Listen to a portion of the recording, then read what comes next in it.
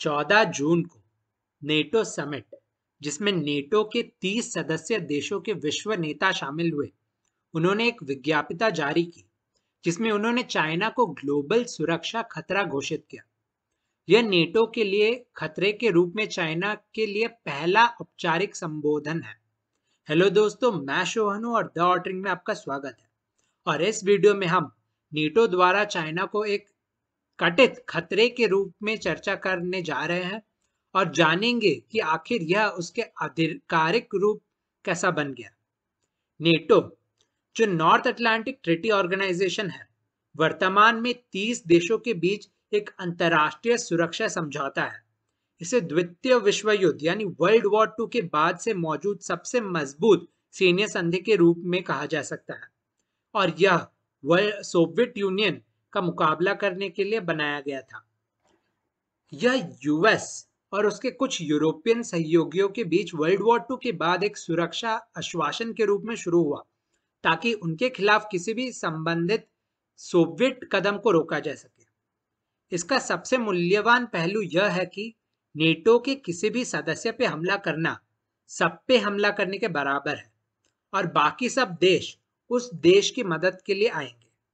यह कहा जा सकता है कि कोल्ड वॉर के दौरान कम्युनिज्म को रोकने और उसके मुकाबला करने के लिए नेटो प्रमुख यूएस केंद्रित समूह था। 1991 में सोवियत यूनियन के विघटन के बाद से नेटो ने सोवियत यूनियन का मुकाबला करने का प्राथमिक कार्य खो दिया, लेकिन फिर भी एक प्रमुख रक्षा संगठन बना हुआ है जिसे कोसोवो और अफगानिस्तान में इसकी भागीदारी के माध्यम से देखा जा सकता है।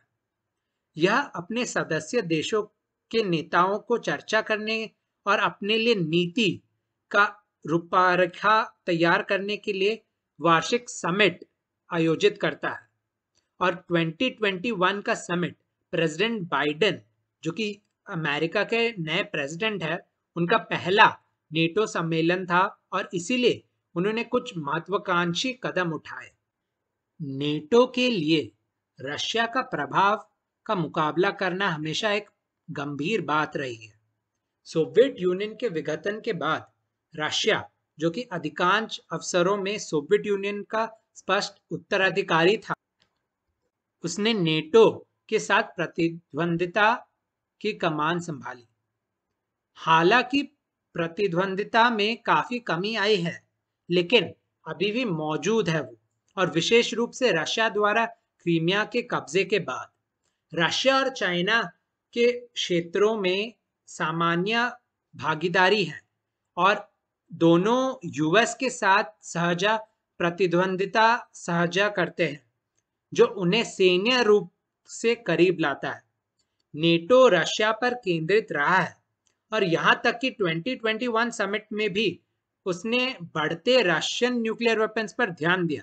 हालांकि इस बार रशिया के साथ उसने चाइना को सुरक्षा खतरे के रूप में भी देखा और कहा कि वह अपने सामूहिक रक्षा को बढ़ाने के लिए सहमत हुए और उन्हें तैयार होना चाहिए सभी खतरों के खिलाफ और सभी दिशाओं से। समिट ने चाइना को एक प्रतिद्वंदी कहने से परहेज किया, फिर भी उन्होंने इस बारे में चिंता व्यक्त की कि चाइना की जबरदस्ती नीतियां के बारे में और कहा वह अपारदर्शी तरीके से अपने शस्त्र बलों का आधुनिकीकरण कर रहा है और इसके दुष्प्रचार का उपयोग कर रहा है। उन्होंने अपने बयान में कहा कि चाइना के लक्ष्य और मुखर व्यवहार नियमांतरित अंतर्राष्ट्रीय व्यवस्था और गठबंधन सुरक्षा के लिए प्रासंगिक क्षेत्रों में प्रणालीगत चुनौतियों पेश करते हैं।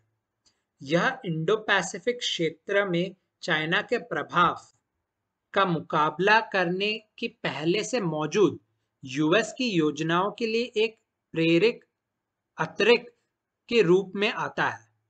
हालांकि जर्मनी जैसे कुछ यूरोपियन देशों ने बयान को बढ़ा चढ़ाकर नहीं बताने को कहा, क्योंकि कुछ देशों का चाइना के साथ कुछ क्षेत्रों में सहयोग है।